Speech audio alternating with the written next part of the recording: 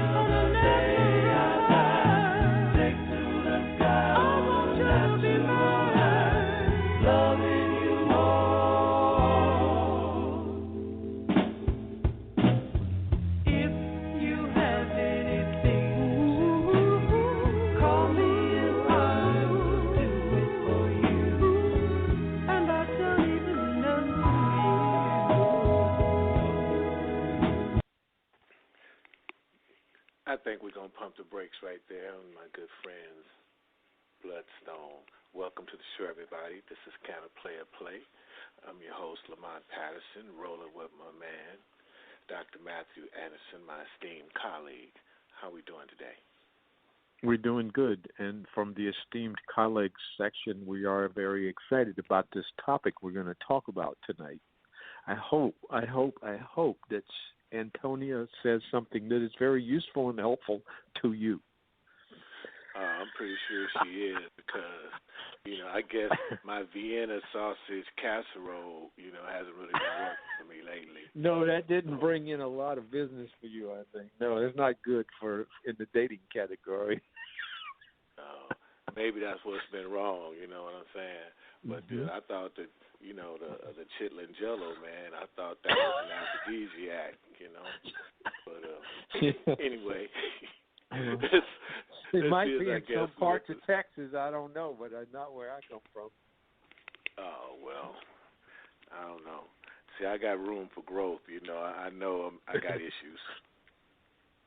Yeah, Antonia, me too. I guess between the two of us. Hello. Hello. Antonia? Hi. Welcome. Yes. Hi. Thank you.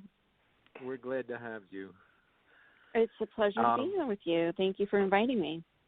Well, thank you. We're going to ask you a lot of questions in a minute, but I would like to introduce you first to our audience, and then we'll come right back. Perfect. And Antonia Hall is an award-winning author, a self-improvement expert, a spiritual teacher, artist, and longtime blogger. She is committed to helping people bring more pleasure into their lives and is known as an inspirational catalyst for positive living. Her teachings and writings offer practical guidance on utilizing our inherent sexuality to enrich our everyday lives. Antonia has a passion for helping people live to their fullest. She graduated cum laude from Dominican University in Marin County, where she received a BA in psychology, and then she received her master's at the Institute of Transpersonal Psychology, which happens to be one of my favorite universities, actually. And while she is based in Beverly Hills, California, Antonia is a worldwide traveler who has spent many years living abroad in the Netherlands, France, Mexico, and Costa Rica. She's also an artist and a nature enthusiast who devotes time to protecting the environment and promoting green living. Antonia, we are really happy to have you, and we do have a lot of questions, and thank you for being with us. Thank you. I'm going to assume that Lamont is just dying to ask you a couple of questions because he needs help in this area, and I'm hoping that you're going to be able to give him some really good advice. I'm going to apologize for this guy in advance, too. Look, Lamont, Antonia already called me today, and she said, is there anything out of bounds? And I said, no, she can talk about anything she wants, but she has to be very careful because you have very tender ears. Oh, wow. Okay, I appreciate that. Antonia, Hi. So we're going to talk about sexual energy as a potent power source that we can all tap into. And honestly, I think that's a really great topic, and I do think it's true that it is a powerful power source. But I'd like for you, if you don't mind, Antonia, to kind of begin this with sharing what you mean by that and where you want to take us on that subject. Sexual energy as a power source has been something that has been utilized for thousands and thousands of years. And this is in the Asian cultures, and it's starting to make its way to the States. We've hopefully all had experiences where some kind of sexual exchange left us feeling really energized and really just joyful, and it carries over into every area of your life. It continues to stay with you because it is that powerful, potent source that lies within all of us, and we can use tools to learn to cultivate it.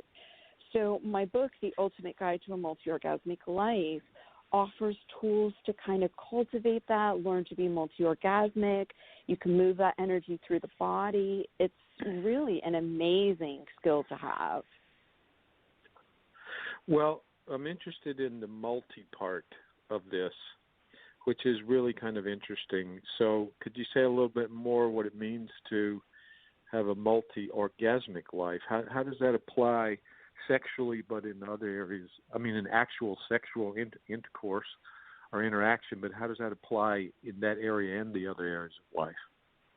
So being multi-orgasmic means having a succession of orgasms one after the next, and both men and women are absolutely capable of being multi-orgasmic. A lot of men don't know that. And to live a multi-orgasmic life means that you're using those tools to move that energy through the body. Roll orgasms through. People can do that hands off. You can roll orgasms through. They've already shown this with science. They've hooked people up to MRIs and proven that people really can actually kind of think themselves off. But these are tried and true methods that have been around for thousands of years. And once you learn how to do it, you'll have those skills for the rest of your life. So kind of tapping into that, it really, because sexual energy is creative and joyful and like this really awesome, juicy energy that we can tap into, it ripples over into every area of your life. It enhances your relationship with other people. It enhances how you relate to the world. And that's what I mean by living a multi-orgasmic life. It's coming from that higher plane of existence. Mm-hmm. Okay. So it seems... How do you tap into that? Let me just ask that question, because it seems like a lot of people, after they have a release, I don't know if they feel energy, but I haven't heard they really feel energy. How does that really come? Right, because there's a moment of recuperation or something. I don't know. Maybe I'm missing something there. No, that's a great question. So you're actually going to learn to bring the orgasm. Orgasm and ejaculation are two different functions. Often we think of men as orgasming, ejaculating, it's all one thing. It's not. It's two different things. So when you learn to bring the orgasm up into your body, have a full body orgasm, not ejaculate, you can keep going. And you can continue that way and decide whether or not you want to ejaculate or not. And you just roll those orgasms through. And because you're not expelling that ejaculative, you are actually bringing that energy inside of you so that you don't feel that lull. You won't get that drop in energy. Can I get a hypnotist to put this in my head? The tools are really easy. My book is sectioned out, so it's written like this is what you do for men, this is what you do for women, and it's really like ABC. You just do this, you do this, and you just people are learning it pretty quickly. You can use the tools. It's just that we haven't been taught how to do this. We've hardly tapped in to the potential of the body for pleasure. So I really, a lot of people don't know these skills. They're not taught these skills. And I thought, how do people not know what their body's capable of? So that's why it was the focus of my grad work and this book.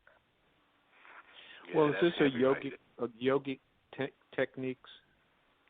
They're tantric and Taoist techniques. Tantric. And okay. Yeah, and definitely there's a yogic component because that's part of the sutras.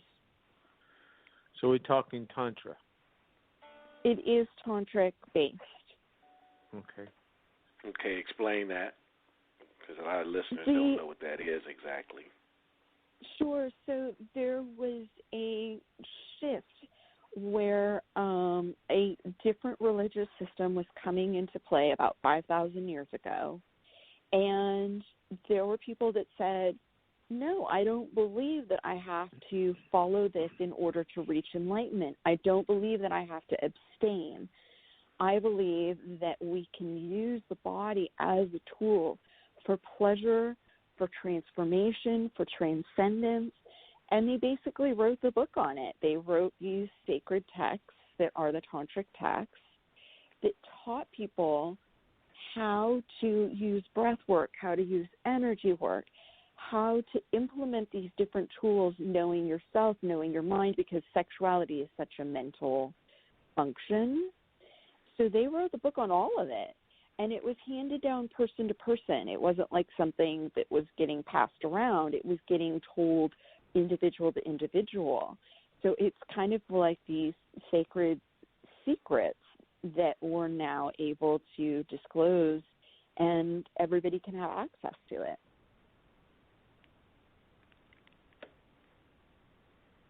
Go ahead, Lamont.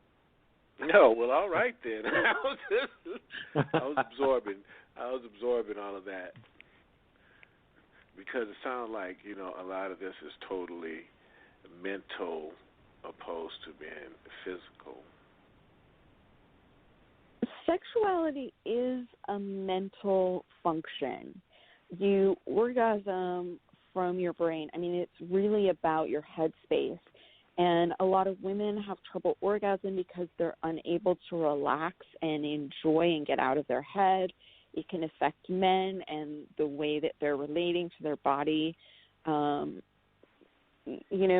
headspace is a really, really important part of sexuality. And it can be the way that we've related with our ex, and it can get in the way because we're hurt and we haven't dealt with forgiveness work that needs to come into play. So we're not willing to embrace intimacy with someone new. It can be a lot of things. It can be the messages that we're taught when we're brought up, that sex is sinful, that our body is shameful. All of this gets in the way of being able to really enjoy the pleasure that can be derived from the body and connecting with another person. Does your book speak on that issue, how to kick all those negative traits to the curb? Yes, it does. Such an important part of it. I bring up the mental headspace, how to look at the messages in your mind, knowing yourself, knowing your body, doing the forgiveness work with the past, because who needs to carry all that around with you? Like, we can enjoy life so much more when we let that stuff go. It becomes a hindrance otherwise, and we never really get to enjoy fully our capacity for pleasure and relating with other people. Well, Yeah, how much of the multi-orgasmic experience has to do with your relationship to your partner? I recommend that people go on a solo journey first to get to know your own headspace, what could be getting in the way, and really to learn your arousal cycles. You want to learn about that energy, really feeling how that energy starts to get raised. You can feel it as you're getting more and more aroused, and then learning to bring that up into your body. And you can have these incredible mind-bending full-body orgasms, rolling it through and not ejaculate and keep rolling it through. It's such a powerful skill. And then when you have learned these and gotten through your own hindrances, whatever is getting in the way, whatever has, from the past or whatever, then when you connect with your partner, able to bring it to such a deeper, most incredibly fulfilling level. Whether or not your partner has experienced this? Whether or not your partner has experienced it. However, if both people are,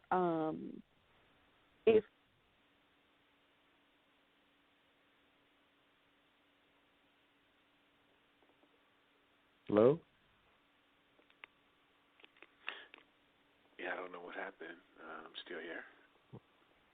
We must have lost her. It sounded like she disconnected. I hope she's back, because I got to find out about the rest of this.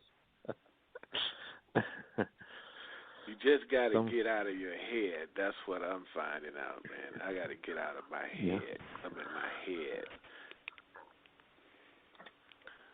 Well, that's certainly an interesting idea of, she keeps using the word rolling that energy over. Hello, Antonia, you back? Yeah, I am. Sorry about that. Yeah, you roll it through the body, and it you can experience orgasms at different levels. If you've ever had kind of a more full body experience rather than having it relegated to one part of your body, then you experience how it can roll up, because the energy moves through channels, and the body has these channels, and it's wired for this. We are wired to have full body orgasms. So you bring the energy, it's at the base of the spine, you bring it up through the back channel, up the spine, and then down the front and up the back channel. So when you're having that orgasm and it's going up your back channel, it's rolling up your body. It's incredible. So is this related to Kundalini energy? It is related to Kundalini energy, and Kundalini can actually awaken as you're doing these exercises. So that's part of the process. That's part of the process. It can be. Kundalini awakens at different times for different people. I never recommend trying to force that to happen. It's something that will happen if it's meant to happen. Mm-hmm. And you don't necessarily have to have that experience to experience the pleasure of moving the sexual energy around your body. Well, let me ask you this. I want to go back for something you said a moment ago, and that was what you call solo practice. Are you talking about masturbation as part of your practice for developing your multi-orgasmic life? Yes, absolutely. Okay. So yeah, you're it's one of the best ways to get to know your body, and then you're able to connect with your partner at a different level if you know your body better. In terms of how an orgasm builds and the energy in your body and how you're feeling at any given moment? Yes, and also for being able to teach your partner how you like to be touched and how you need things to be for you, because we're all different, and the way that we like to be touched and the way that we're stimulated varies from person to person so much that the more that you know your body, the more you're going to be able to have that better experience with a partner.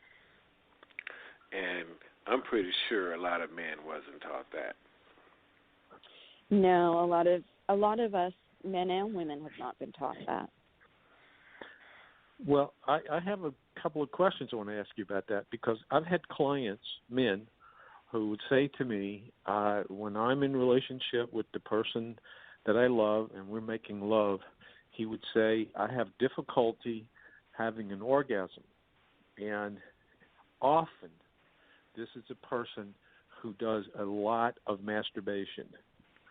And it seems that his body and his process of reaching orgasm would involve such specific stimulation by his own body, by his own hands, that when he entered in his own fantasy, which he would go into while he was doing that when he had to, in essence, switch over to a real live woman, it was difficult. And I'm curious about what you think about that. That can stem from a myriad of different things. It can be a message that he received growing up about connecting with someone, and that it just depends. It can really be a lot of different things. Some people have become accustomed to having an outside source that stimulates them, and when they don't have that outside source, the wiring is different when they're actually with someone, so they're not able to get aroused in the same way. When you say outside source, you mean, what do you mean? Maybe the partner don't stimulate him. Yeah, it's a different stimulus. Different from the one that he might use when he was by himself. Right. Well, I always recommend that you do this as a journey into yourself and try and just be present with your own body to get to know your arousal cycles, and not because if you're in a fantasy, if you're watching porn, if you're looking at pictures and stuff like that, you're escaping from the moment. You're taking yourself out of that moment. All right. Well, I would assume now. I can't remember if I've ever read any research on this or not, because I've read a lot of stuff about this, but I would assume that most people, men and women, but I'll speak more for men, use their imagination and their fantasy to stimulate themselves sexually when they're masturbating. And so you're saying, I think I'm hearing you say something different.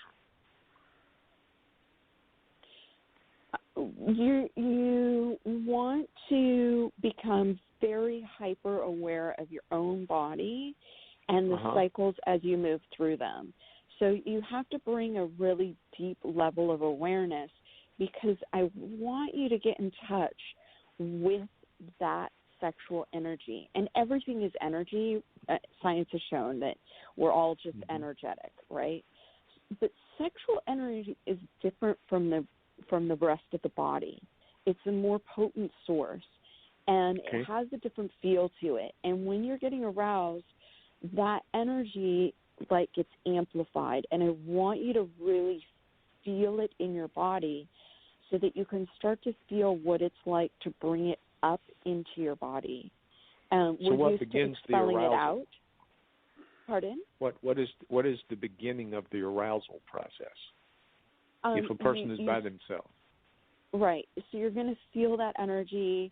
You're going to feel as you're getting firmer, you can feel it physically in your genitals. And so that all of that is detailed in my book, and it teaches you how to move through those cycles and start to learn. Okay, so I'm hearing you. I apologize for interrupting. Mm-hmm. I'm hearing you say that pornography is not useful in this. No, it's not. Anything that takes you away from the awareness of your energy is going to distract you from getting to know how to move that energy through. And then once you know the process, you'll have these skills for life. But it's a matter of like being present for it while you're learning how to move through it. So what I'm imagining now is some of these men that I've worked with in the past that the problem was not exactly the masturbation. It was that they were using very powerful images or pornography to generate their sexual arousal. And then when they get with their partner, it's not the same thing. And so you're talking about something very different from that. You're talking about becoming a pure sexual energy in your body without it being connected to images of another person? Right. Okay. Well, that's very different from that's a kind of, I wouldn't say totally unique, but you're saying that there's a tantric there's tantric guides for this, or that, you know, basically we're talking coming out of Hinduism, I guess 5,000 years ago, but so this is something that's sacred information that's been passed down about pure energy. It's not about fantasizing or imaging or things like that. Right, and there's nothing. Yeah, that's exactly right. As you're learning, once you have the skills, then it becomes a different thing because you know your arousal cycles, you know what you need to do to cool the system down before you reach that point of no return, to bring the energy through, roll it through, have the full body orgasm without ejaculating, and then you're able to keep going. And so once you've kind of cultivated that skill, then you'll be able to reintroduce whatever stimulus that you want, and with a partner, it completely changes your game. If you master this skill that you're talking about, and I imagine you've been asked this question before, why do you need a partner? Because the power of moving energy with a partner is much greater than what you can do on your own. And it's not that you can't derive the same pleasure, but moving that energy through together with someone else is incredibly powerful.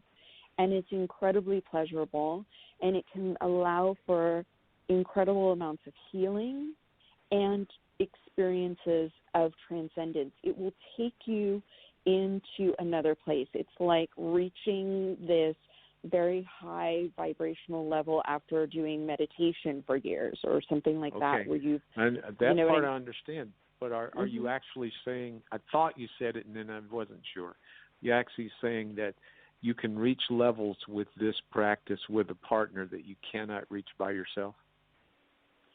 I think that where two or more are moving energy together, it's going to be more powerful than doing it alone. Okay, so that's a yes. Usually, yes. I'm still stuck on one part, Antonia.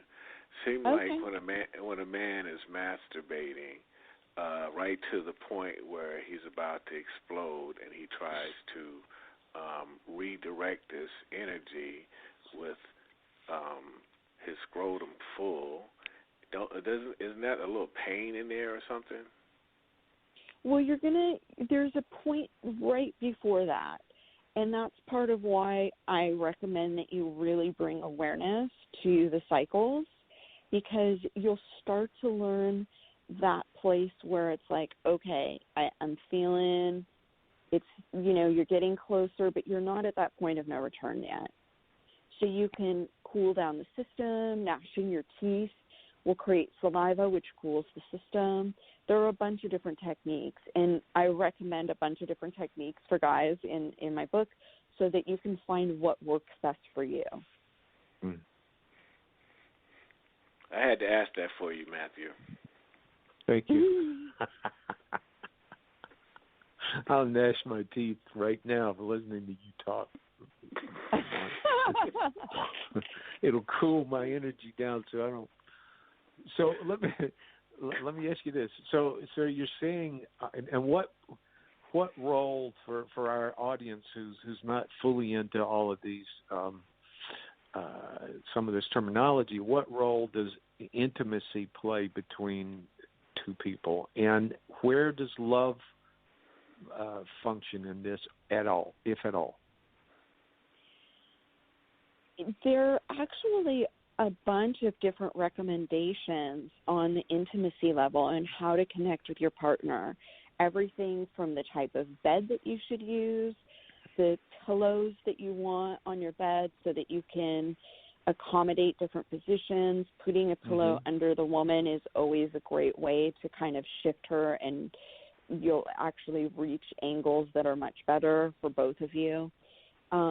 It recommends the type of clothes that you should wear and recommends bathing together or separately in preparation. So there are actually a bunch of kind of the romance, intimacy that are recommended in the tantric text. Yeah. All right.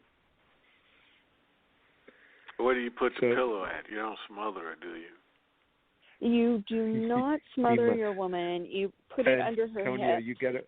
you have to be careful when you're talking to Lamont about this. He's got some weird ideas. Well, I'm just trying to figure out. I just want to understand where you put the pillow. You put it under her stomach, or you put it on her back, on her buttocks. I mean, where do you place the pillow? It depends on the position that she's in. If she is in more of a missionary position, you want it under her hips to elevate her hips, and put it under her buttocks, and then the angles that you're going to hit are going to hit her G-spot and her A-spot much more easily than if she is flat. If she's on her stomach, yes, you should put one under her lower belly. Again, you're just angling things to help get those spots better and make it a more enjoyable experience. So since we're talking about positions, I have a question about that. Antonia, I'm assuming you're familiar with Osho, the guru Osho. Sure, of course. Okay. Well, he has this idea that the woman should mostly be on the top, and that he thinks Americans, Westerners, are kind of weird that they get into the missionary position, because he says in India they don't do that so much, and that it's better with the woman on the top. So I'm wondering your opinion about that. There are a lot of tantric positions with the woman on top. I think that one of the wonderful things about Tantra is that there's nothing is off limits as long as both people feel that it's respectful and are into it. So I wouldn't say don't do something that you're enjoying. If you're both into it and enjoying it, there's nothing wrong with it. Find what works for you. Y'all nasty. What did you say? I said y'all nasty. Y'all nasty? Antonia, anyway. Every once in a while, he does not take his medication, and he gets really weird. So I apologize for his. No. That's South Texas. Was that West Texas? That must be West Texas. I don't know. We didn't talk that way in South Carolina when I was growing up. Not like that. Okay. But actually, Antonia, it's actually part of why I found it so important to talk about sexuality, because sexuality is inherent to all of us, and there's nothing nasty or dirty or wrong or shameful about sexuality. It's part of who we are as human beings, and it's really important to embrace that part of ourselves, because if we have messages that something is wrong with it, it creates this imbalance, this discord within ourselves, and we're not able to enjoy our bodies, which is part of our inherent right.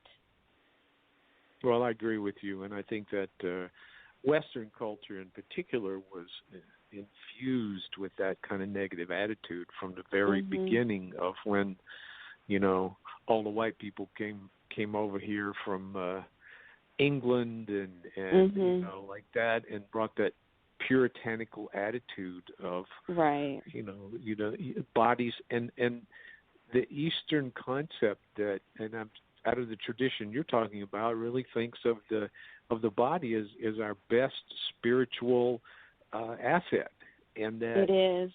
It has that kind of connotation, and it's totally different from the way most Westerners grew up thinking, whether they were Christian or Jewish or whatever they were, mostly Christian.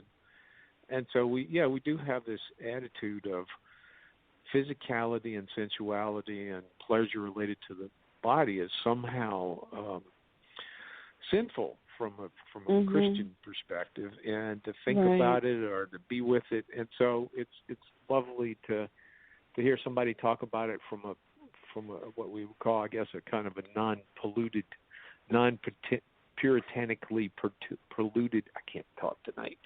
And how it ties in, with the spirituality. Yeah. We're sacred vessels, and pleasure is actually an immense gateway to transcendence. And why not tap into the potential of the body? We're wired for it. I really believe it's part of our right as a human being to express ourselves sexually and enjoy our bodies and not have all this shame around it. And I think that because of the very negative attitudes that we've all grown up with, probably Lamont and I more than you, but where did you grow up? Well, I spent some of my formative years in Amsterdam in the Netherlands. So I think that helps me to have a different perspective on sexuality. But I've always been intrigued with sexuality, and I'm from the northern. You have a bit of a Valley Girl action on there. So I mean, you spent some time in California. That's hilarious. I'm in Southern California, and I'm from Northern California. So did you grow up with any kind of religious influence in your family growing up? My mom introduced me to all of the religions at some point. She took me from one temple to the next, and we had kind of a Christian-y background, but not really. That's unusual. That's good. That's an unusual mother. It was more of a spiritual rather than religious upbringing. Okay. Yeah. So that opens you up to the other possibilities. Absolutely. That's why you have such a wide understanding of things because of those exposures. Yeah, I feel fortunate. I know we've been talking about men since there's two of us here asking all the questions, but what would you like for women to hear from this conversation about their sexual energy? And I don't want to leave them out of the conversation. Yeah, good. Women are wired for so much pleasure, and the ability to roll orgasms through, we have the clitoris, which is solely for pleasure. That's its only purpose. It has 8,000 nerve endings, which is twice as many as the penis. So we are wired for this incredible pleasure. We can roll orgasms. I'm feeling deprived already. I already asked one question about women, and I feel deprived and inadequate. That's what you get. God. What the hell? I'm sorry. I'm just stuck at 8,000. Keep going, please. Well, now that we're starting to learn more about the clitoris, it's pretty amazing because it's much bigger than people knew, and it really wraps around the whole vagina, so that encourages these explorations for women as well. Get to know your body, really explore and play and experience how you can have one orgasm after the next, because it's like putting us on a charger, It can really fuel you And that energy is so creative, it will leave everything else that you're doing in life at this whole other level, because you feel fueled, you feel charged up, you're in the zone when you move that energy through you. So that's an interesting concept that you just said, and I wonder how many of our women listeners are aware of it. But you talked about the clitoris around the vagina? Yeah. It has lovely curve that moves around the vagina, and there is some who posit that the G-spot is just part of the clitoris because it extends. Okay. So we're still learning about the female body, and there's still a lot of questions around it. So you're saying the G-spot is inside, but the vagina may have some connectedness to it? Well, the clitoris wraps around inside the vagina, so it goes... Yeah, that's what I mean. Yeah. So the potential that the G-spot is part of that system and part of that clitoral stimulation and those nerves, there is that potential. Clitorises vary. There's different sizes and different shapes, and so it can vary from woman to woman. That's, again, part of why exploring is so very important, to get to know your own body. How large can they grow? I can't tell you offhand the exact centimeters because I can't remember, but those numbers just are starting to come out at a different level because they're doing new studies on it. There's this beautiful French version that's a 3D version of the clitoris that just came out that helps people understand like how it's shaped and how much it's much bigger than they had originally thought, because you think of it as just being the glands, which is that tip, but that's actually the tip of the iceberg. That's an interesting concept. That's really interesting. So you're suggesting that a woman do exactly the same thing you were talking about for a man, is to explore her body sexually, her sexual energy, focus on it, not allowing herself to go into images of fantasies, but to pay really focused attention on the energy itself and how it moves around her body and builds and moves towards orgasm. Yes, and then both men and women should start doing their PC muscle exercises. The pubococcygeus, men have one and women have one. And when you start to strengthen that muscle, it's going to give you better control if you're a man, and it's going to give you much stronger orgasms if you're a woman. And it also helps to push that energy. So when you want to move that energy around, you can squeeze and release. So you're feeling that energy, and you're helping to kind of pump it up through the spine. And you can also use breath work. How do you exercise it? It's much easier to explain for a female than a male. It's all in my book, The Ultimate Guide to a Multi-Orgasmic Life. It details exactly how to strengthen those muscles. And I have multiple exercises in there, so you can do more advanced for me to explain. Yeah. But it's when you're peeing, if you stop the flow of urine, that muscle that you just squeeze to stop the flow of urine, that's the PC muscle. That's the pubococcygeus muscle. Right. So that's the one, either male or female, when they're urinating, to stop that process, you have to use that muscle? Right. Oh. And so when you squeeze and you stop the flow, that's the muscle. That's the one that you want to be strengthening. Okay. And it makes a huge difference. If you're not going to do anything else, start doing that. It makes such a big difference. That's good to know. Mhm. But we're definitely going to encourage our listeners to go out and get your book, because it sounds like you have a wealth of good things in there that can improve a lot of relationships in a number of ways. Absolutely, and I have chapters in the back of how to relate to your partner and how to find greater intimacy, how to ask for what you want in bed. So I have a bunch of suggestions for couples at the back of the book, and it's sectioned out really easily so you can flip around. You don't have to read it cover to cover. You can find the information that you feel is most pertinent for you and use it that way. And there's also an audio version so you can have me read the book to you. Oh, interesting. That's interesting. So, do you go around and do you go around the country and do workshops? How do you spread this information other than talking to us? I am writing for a lot of magazines right now, and I'm working on a video series of my book so that people can view the videos. So you can find my website, antoniahall.com, and follow me on social media and keep up and with articles that I'm writing and more information as it becomes available. Oh, good.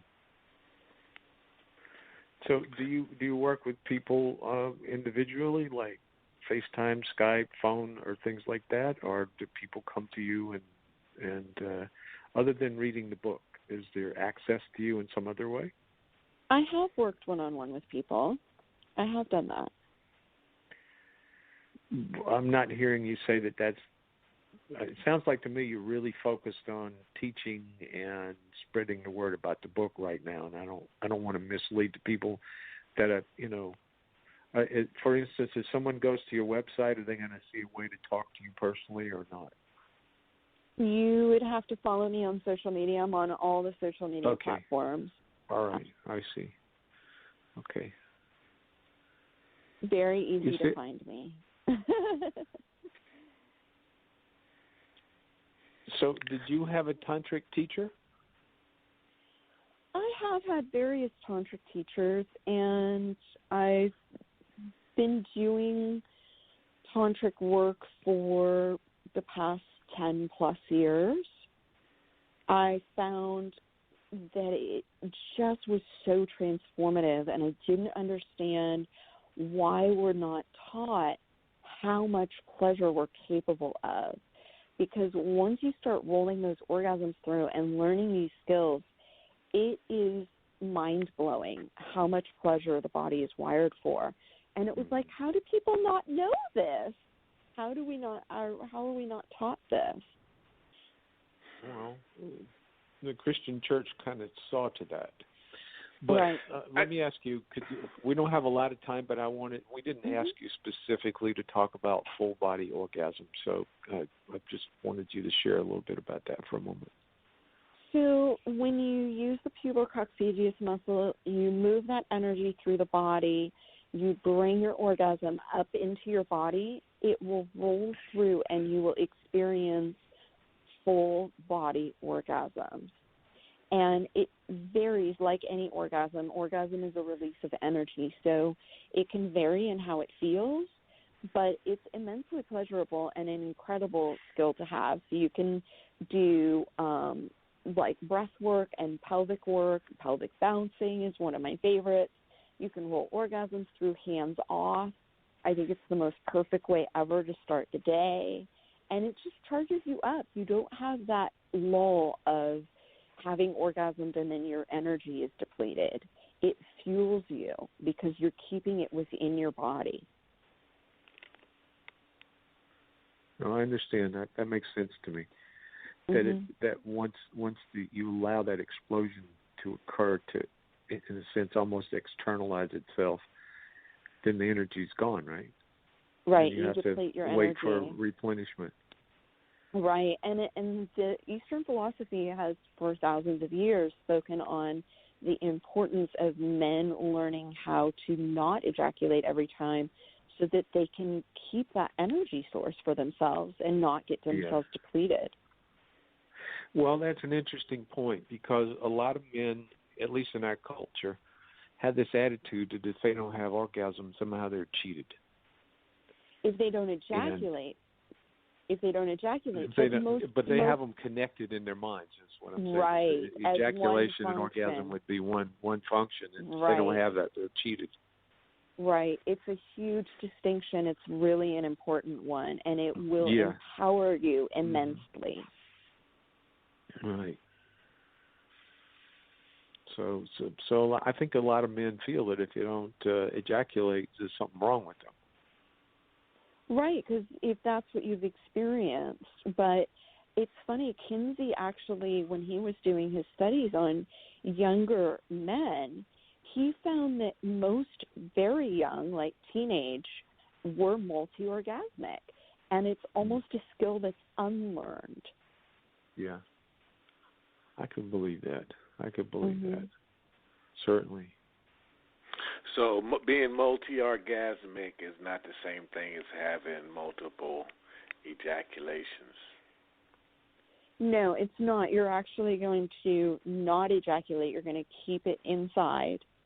You're going to roll your full body orgasm through, and then you can keep going.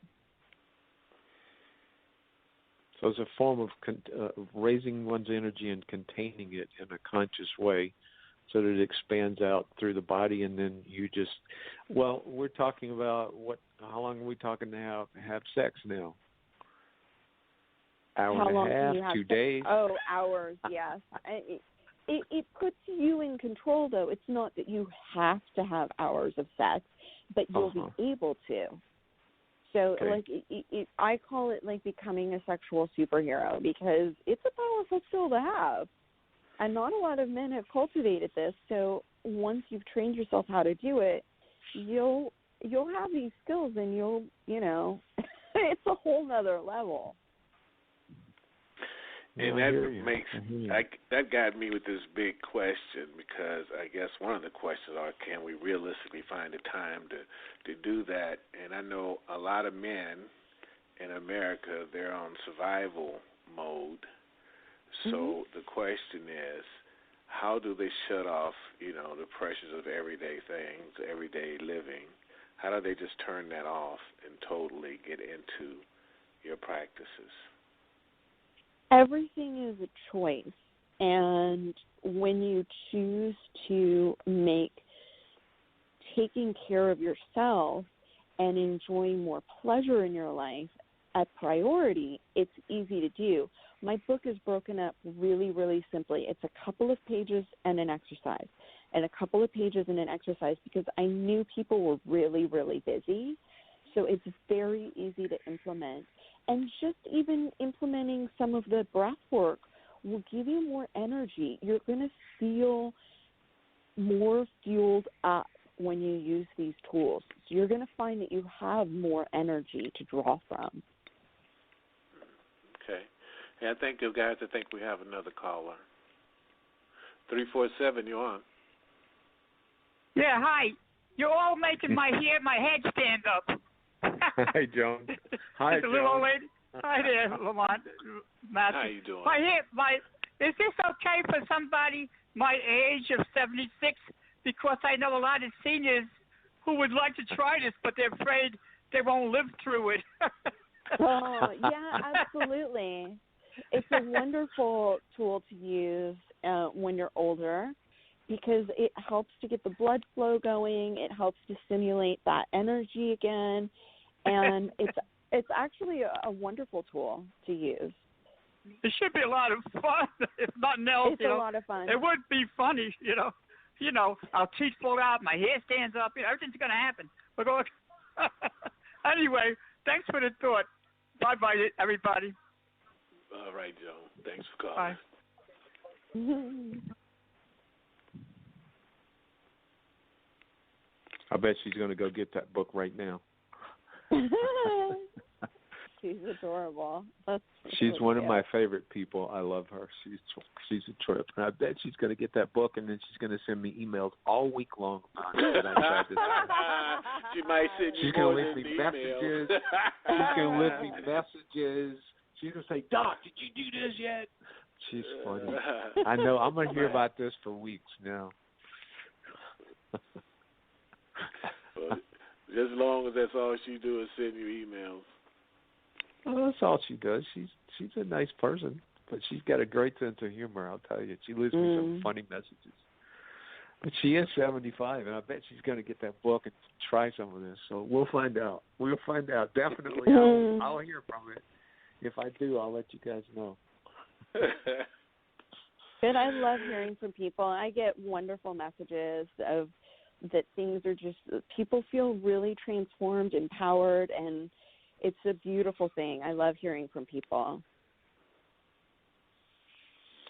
So, well, Matthew, you can't disappear in the bathroom for hours because I'm going to tell everybody where you are and what you're doing. What did I just signed up for abuse on a regular basis on Sunday afternoons.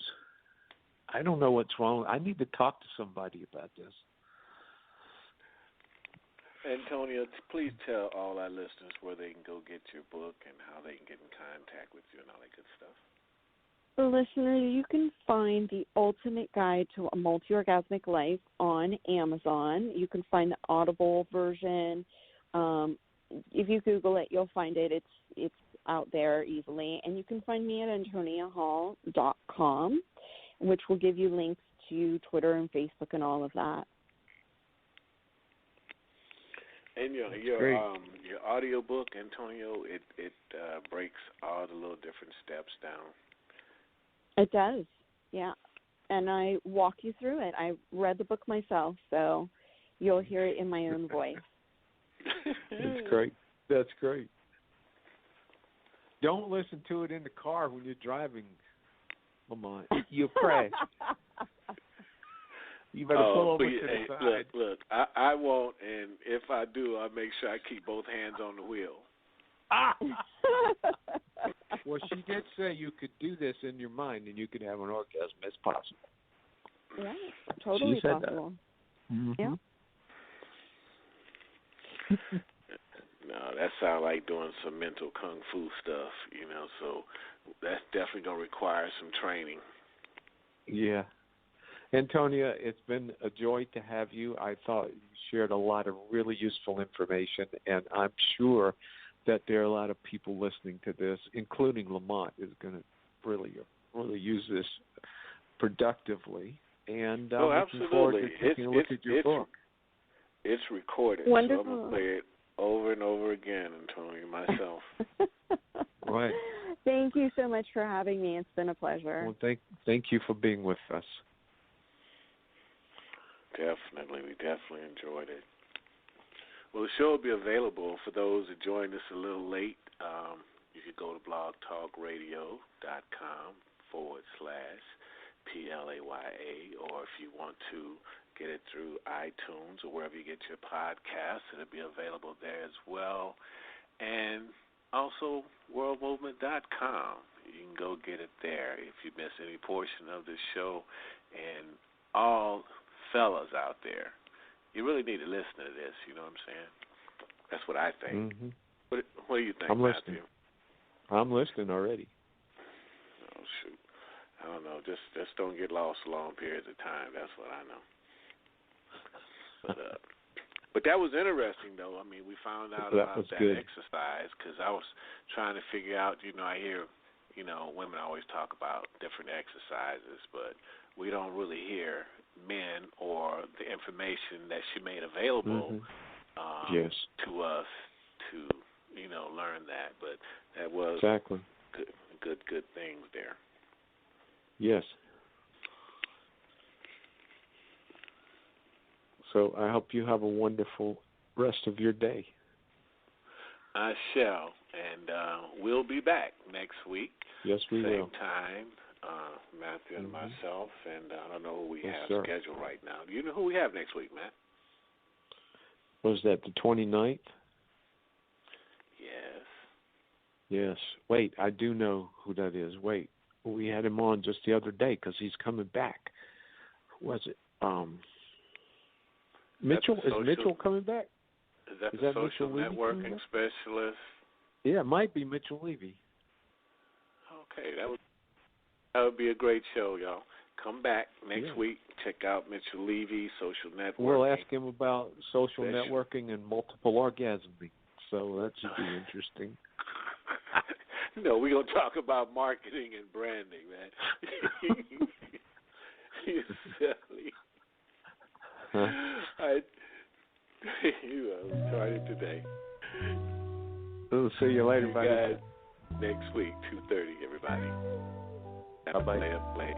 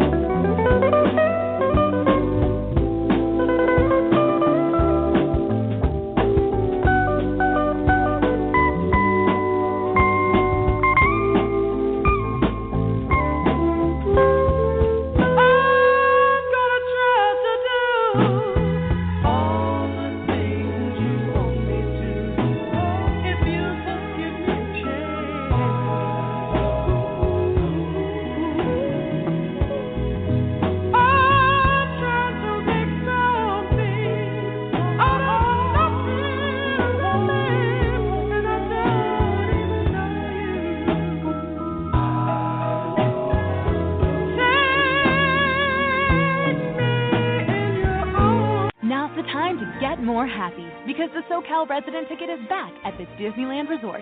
Save up to 25% on select multi-day tickets, and with more savings, you get more excitement, more joy, and more magic.